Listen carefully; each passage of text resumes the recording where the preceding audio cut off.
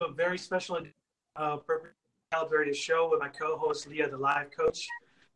Today we normally have our different topics, a bit different things like that. But this week has been actually I should say last week was a pretty week, and it's why we wanted to talk a little bit about suicide today.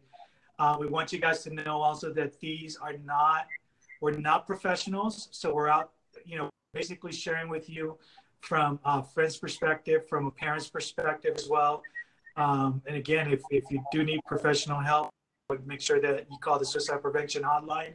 We'll make sure that we put out some different numbers and resources for you guys as well too. Part of why I wanted to really talk about this is because I'm seeing more and more of folks feeling alone, like they have no outlet or place to go. Apparently, last week our city suffered a huge loss and the tragedy of a little kid who ended up, moving on from this world. And especially with kids at a very young age, should never feel like there's no alternative. Period. And it's like I said, it's a very heavy subject, but it's something that I think we need to be reminded that things like this do happen. So. Welcome to the show, everyone. Make sure that you stream it out to folks. And if you definitely want to be participating in this, jump in, ask some questions on there. And let's talk about this. How do we get started? How do we prevent this? How do we, make sure that folks know that we're here for them? Yeah, it's a tough question. And there's not one cookie cutter answer. And it definitely starts with discussions like this. It definitely just starts with people acknowledging that it's real and that it's on at any time. So I appreciated you for bringing this subject up and having us talk about it. I'm sorry that it had to hit so close to home for you and your family. And I send all my love and prayers out to the family of that little boy and everyone that, knew him and just loved him. So I thank you for coming on in that tragedy to bring some light from it. So it speaks volumes about your character, and I love you so much. How do you feel having it hit so close to home? I have to tell you that it's more of seeing my son actually deal with it in moments of just coming and going, where one moment he's okay. If somebody triggers something, then he kind of breaks down a little bit.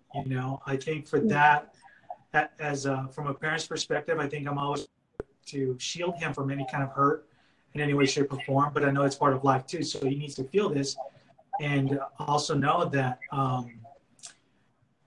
things like this unfortunately happen. We don't ever want it to get to that point, and I also don't want to be, as a parent, making this a lesson. You know what I mean? Because I feel it's not appropriate. It's not really paying respect to this young man as well. And I just want him to know that, and his friends and parents to know that you really need to keep a closer eye on your children and what they're doing. I think because we get so busy, we tend to overlook little things and little hints and stuff like that. But, when we're with our family, friends or family, we got to just be in the moment. And I know we've talked about this on different areas other than this, Yeah. No,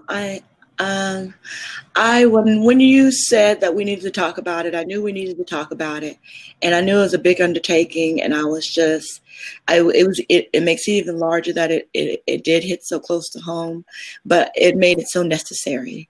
So, I'm really grateful to be talking about it and sharing my perspective and hearing your perspective, and anybody else who wants to chime in on this.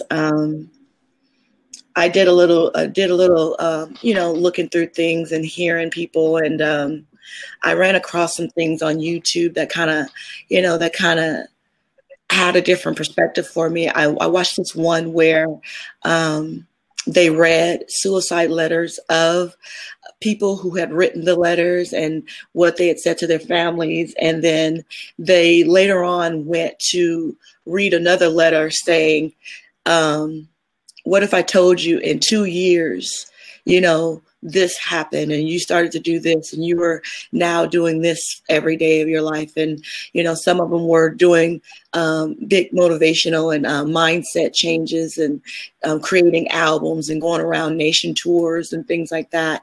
And these were people who had written letters to intentionally do it, but something or other happened to where it was not, it did not follow through. And they were able to write these letters to themselves after writing the suicide letter, just selling their older selves that were in that hopelessness state where they were today. And it was just such a powerful thing to watch, because when you're in the middle of it, you just can't see out of it. There's no light at the end of the tunnel for you to see. But I thought it was awesome that these people came back to remind people that are in the dark that the light can come, and everything that made you feel that way in that one moment is temporary and can be changed, and that you are needed by the world and loved by the world, and that it changes. So I thought it was just a very powerful segment to watch and hear, what they were depressed and sad about, and then how they took that depression and sadness and put it into their purpose, and it carried them through. And then they came back to be able to address it in a different stance, from a different place, a different energy, and a different light, and acknowledge it for those still going through it. It's something also that I think that reminds me of something you just said, right? We're easy as human beings. We can easily jump to conclusions. We can put the blame on the parent, put the blame on the school, put the blame on whoever, for things that happen.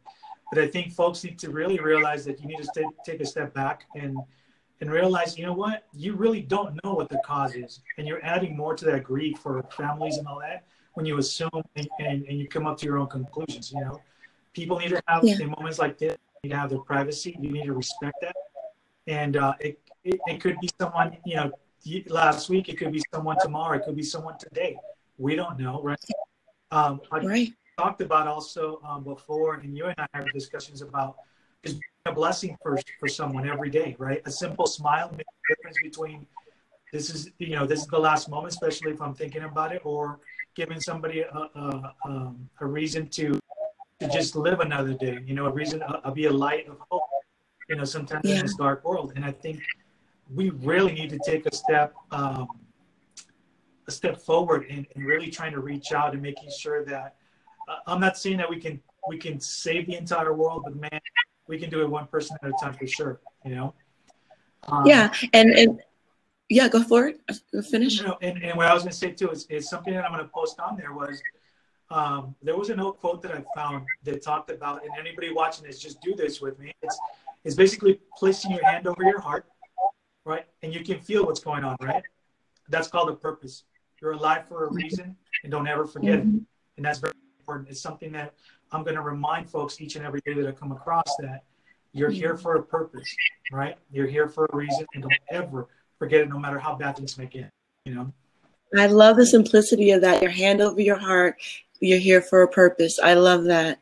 And it's so true, because people give up hope, and without hope, there's no action. Right. And hope is so important and so vital to one's purpose and one's life and breath, because without it, they just don't see any reason to move forward. And I love that, putting your hand over your heart, that is hope, that is purpose. That right there is enough. And I want people that feel like it's not enough to know that it is, and that things will change. Everything is temporary. I was talking to someone the other day that kind of felt they didn't straight out come out and say that they had suicidal thoughts at this moment, but you can see from their demeanor and just how worthless they felt and how powerless they felt, that it had crossed their mind. And I had mentioned that to them. I said, everything's only temporary. It's not going to last forever. And I had said it, and it's like, today, this time period is just your day. And they responded very quickly. It's been more than a day. So I sat back and I said, okay, Okay, how long has it been? And they painfully looked up and said 2 weeks. So Wow.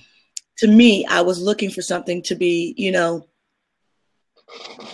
something that made them feel like they were never going to get out of it. And then I realized that something to me to be as short and as a process of 2 weeks seemed like a lifetime to them, and that they just could not fathom that that was going to end.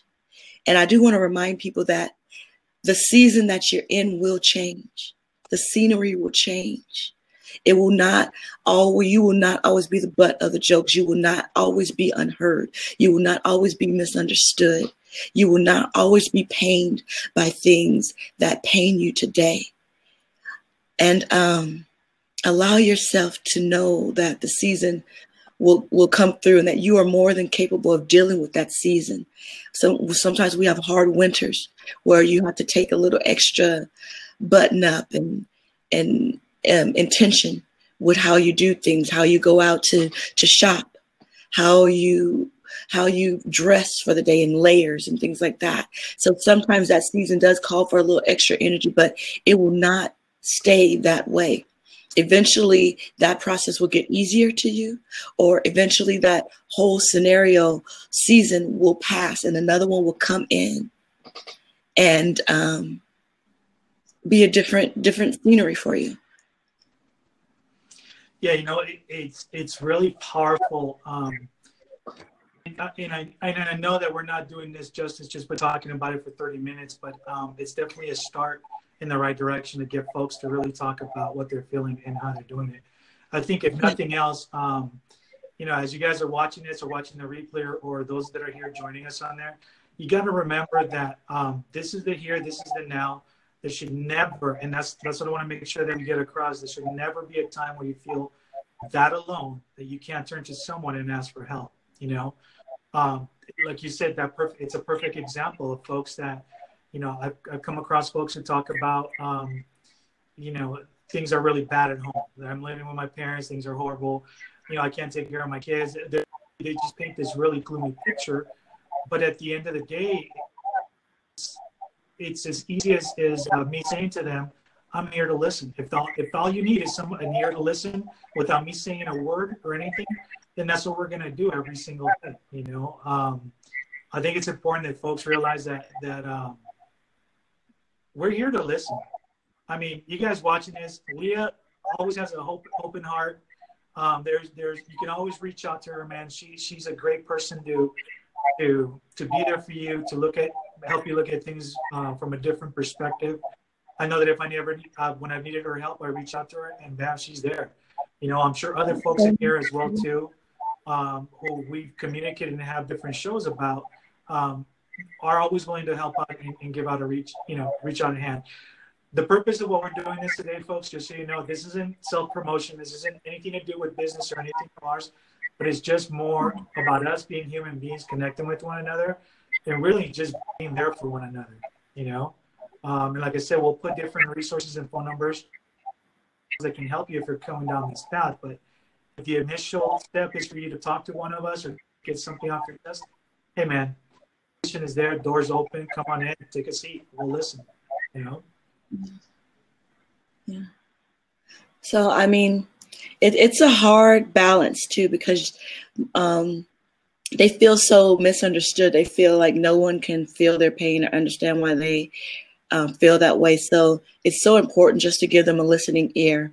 And I was doing some research before we started, and I also looked at some professionals that they go out in that time of crises, like at the Golden Gate Bridge in San Francisco, and they have to, it's their position in life to deal with these crises and try to deal with them. So I was listening to them, and they were saying that the people that they have saved, usually when they do talk to them afterwards and ask them, what made you come back over?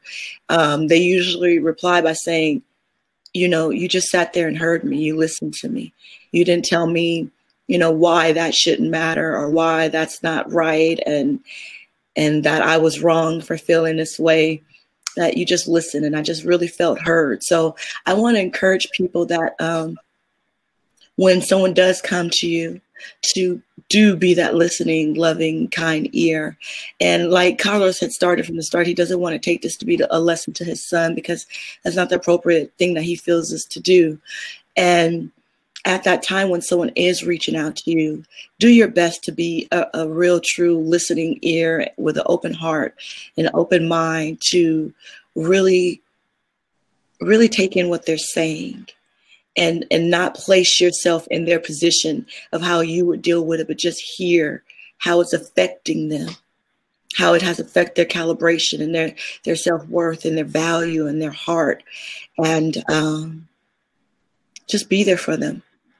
So I thought that was interesting, that was the best advice that he could give out to people of when they're trying to be there for someone. And then hearing you say it again, I don't feel like there's anything I can say for things like that, even like and when someone loses a loved one or someone is thinking of suicide. So I kind of do the same thing, as I don't say a lot. I just kind of listen and take in.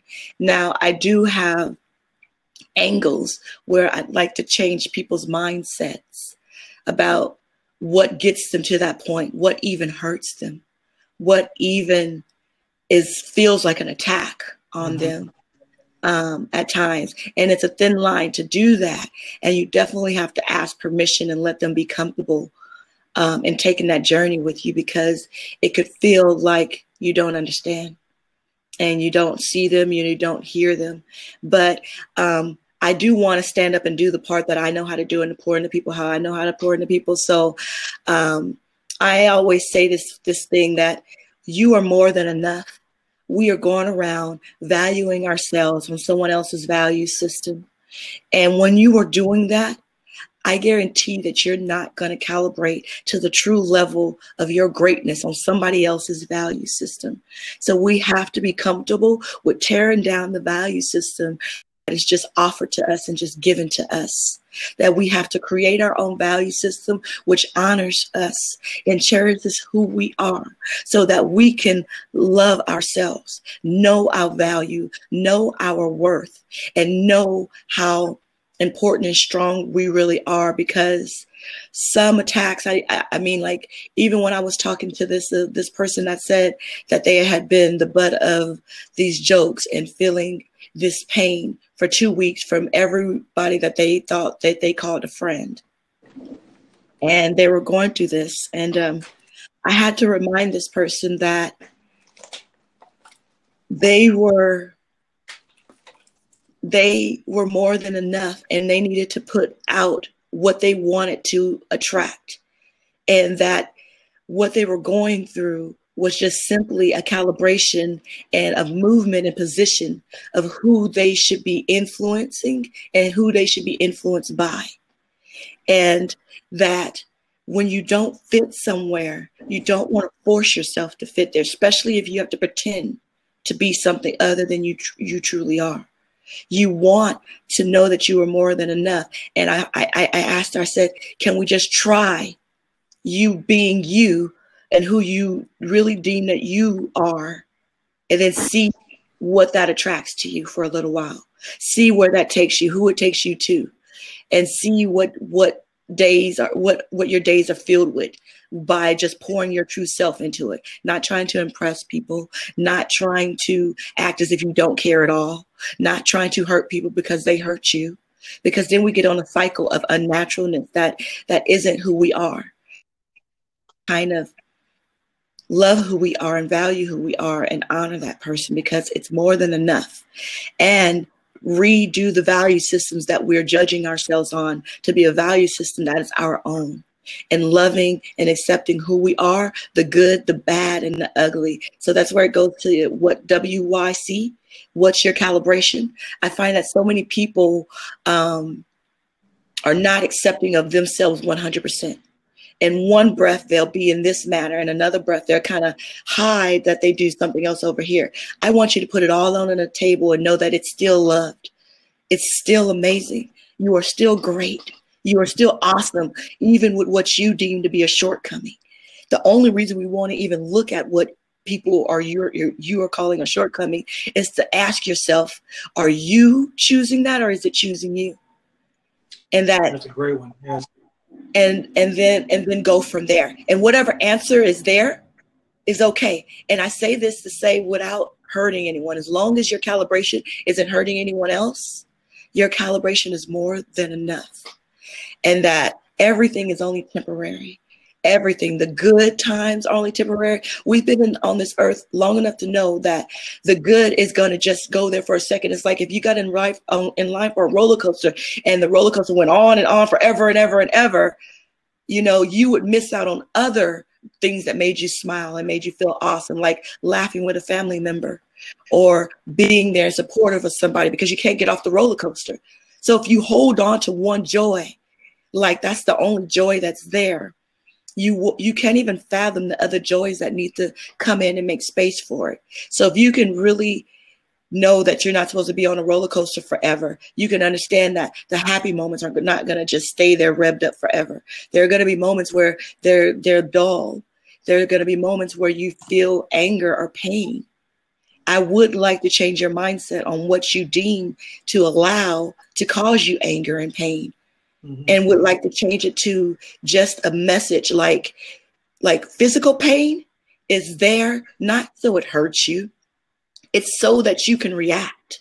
It's so that you can assess the situation and do what needs to be done for your physical body.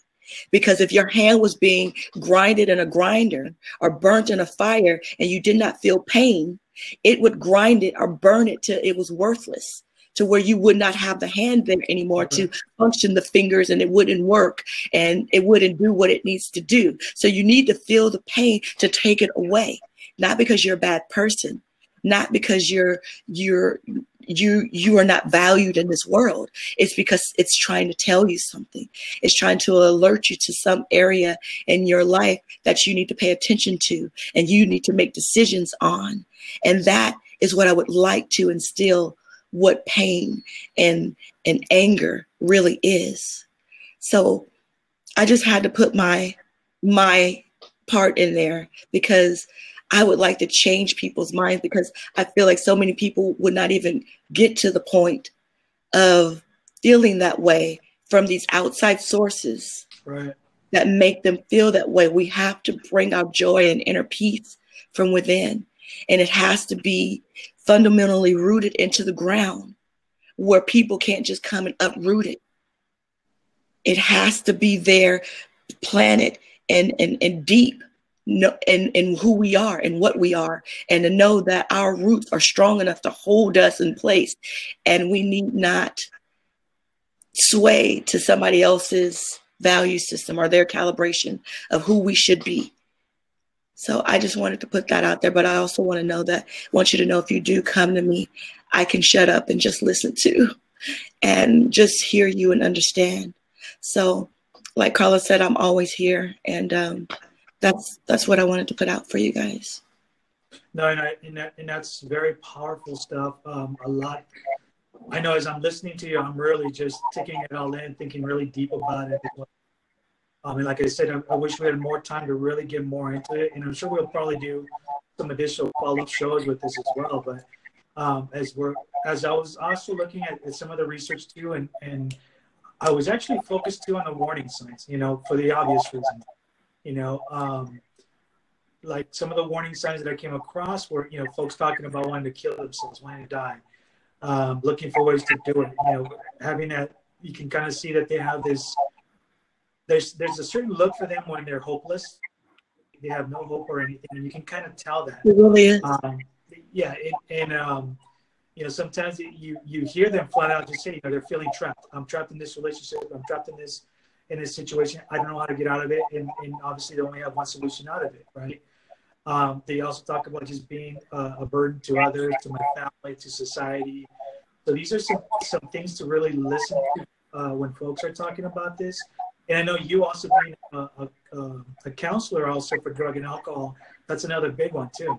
People increase the use of those types of alcohol and drugs as well too. What's in front of them as well. Yeah. And again, this is me not talking about putting anybody down in any way, shape, or form. This is just some of the warning signs of what's been put out there as well too. that feeling of anxiousness. And this is actually something that kind of hit home a little bit, was that feeling of depression is huge, right? Folks that sometimes we figure like, oh, you know what, just get your butt out of bed and go on with, get out there and do something, change this. And I come to the realization it's not as easy as that.